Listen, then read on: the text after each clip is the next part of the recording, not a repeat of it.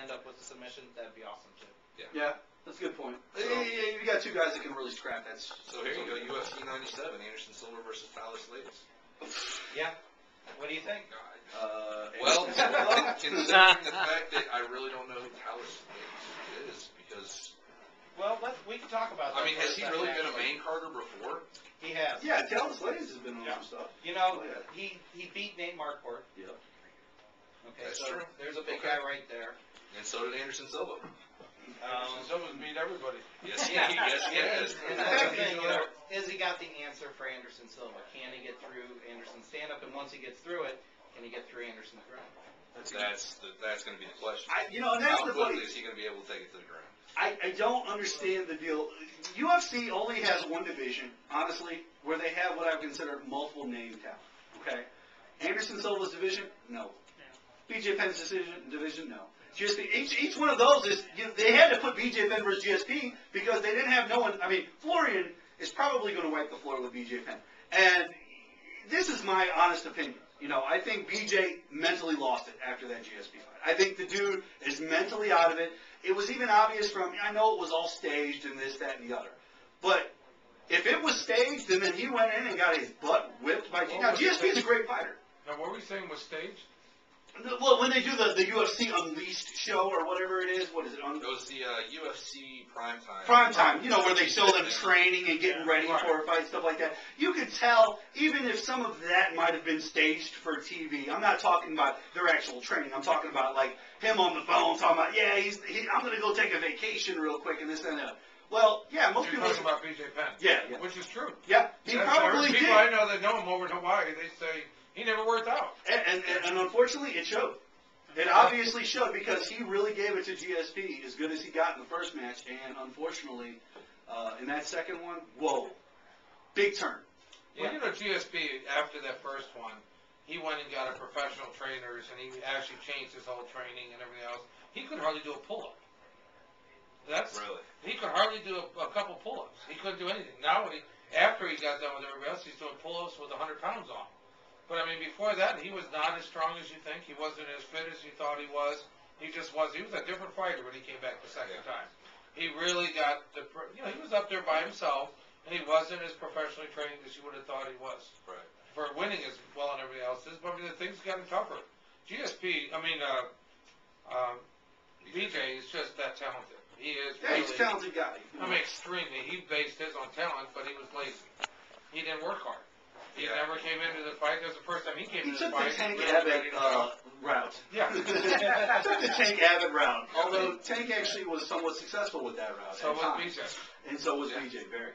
But, when you were talking about Anderson Silva, my problem with Silva's thing is I don't even care who he fights anymore because I'm pretty much guaranteed to see him take care of business. The guy is so talented at what he does. The only one who, in my opinion, is going to give him a challenge would be GSP. So that's probably the next place they're going to go with UFC. Once they get some of these other big things out of the way with like UFC 100 and of course the Mir Lesnar stuff, they get that out of the way. They're probably either going to go there or Silva. He's the one who just last year, probably September. He was talking about calling it a career because he just didn't have any challenges anymore. Well, he can always move up to 205 and he can always challenge Fedor. I mean, Fedor will fight anyone. It doesn't matter how tall or small they are. He'll take on all comers. Yeah, sure, he should. Yeah, but I would actually worry about he's got the greatest man on the planet. I honestly would not mind seeing Anderson Silva move up to the most talented, rich division in all of MMA, and that's the UFC's 205 division. I mean, the top 5 fighters. I don't think he would dominate at all up there. No, I don't think he would at all either. But that's what I'm saying. He sits there and wants to say, well, I'm thinking of retiring because... No, don't retire. You're right. No competition. Plenty of challenges up there. Move up a class and just do it. And just fight some of them guys. You gotta do it. It's one thing that we talked about on another show is very simple. It's the old boxing theory. The boxing theory is once these guys get to a position where it becomes name value, then it becomes about the money. Right. Whereas just 2 years earlier, when they had nothing going for them, i.e., Customato and Mike Tyson, it was I'll fight anybody all the time, anywhere. That's why I love a guy like Fedor. I love a guy like Fedor because he doesn't care where or when. He's just willing to do it. Or Royce, or Sakuraba, or any of those guys. They're willing to do it anywhere, anytime. Doesn't matter because it's about the game for them. But then you get to some of those guys, oh, I'm going to retire because there's just no challenges. I'm going to rest on my laurels. Oh, you know. If they have to retire, they get more money, they think. That's the only reason I loved BJ Penn. At least BJ was willing to put it online and say, I don't care about the fact that I'm the lightweight champ. Let's move up. I want to take on GSP. I want to put myself to the test. Well, that was about vengeance again. Well, of course, that, but that it's first still. Fight, I mean, still. Well, explain this one to me then. Silva came from Pride, right? Yes. And, you know, he wasn't that great. No, he wasn't. He was average. He'd already lost 4 fights. He lost a lot of fights over there to people. Then he He's the comes only over one to that the came up UFC, and he was absolutely the most dominating Wait. guy over there. Was Silva actually in Pride? For years. No, No, Silva was in Silva was for years. Really? It's no big deal. I guess I just wasn't paying attention. A lot of these guys that come from Pride and haven't done so very They well. haven't done. Yeah, I was gonna say the Now, other one Silva, Silva came over, and Quinn. he came He had over, some and all good of a fights sudden, in Pride. he got great. Yeah. Yeah, And Quinn- the cage is better than the. You were talking about the cage ring. The only thing that's changed is he went from a ring to a cage. I think it is because if you look at a lot of his fights, he'll take someone up to the cage and Muay Thai clinch and just throw knees. That's exactly what he did to Rich Franklin. Yeah. And he ended up, he hurt him so bad in his body that Franklin would drop his elbows to guard his body, and then boom, caught 2 or 3 knees to the face. And, But you know, for a long time, everybody stopped training the Muay Thai. You wouldn't know clinch. anything about the knees of the body, would you? And it's like, what are they thinking? That thing's been around for a long time, and then everybody started doing more of the freestyle, Greco-Roman style clinches, which Randy Couture brought to the table and everything else, which is very effective. But to give up the Thai clinch was nuts. But you know, he never gave it up, and he worked everything else. But he was not that dominating over in Pride.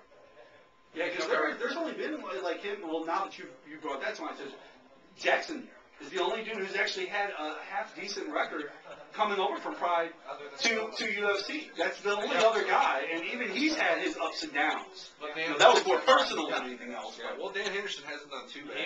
He dominated over there. Yeah, He he came did. over here and he Middleweight dominated the UFC. Middleweight and light heavyweight champion. But Anderson has an interesting background and everything else. As he came over here, and now everybody talks, he's the greatest fighter ever.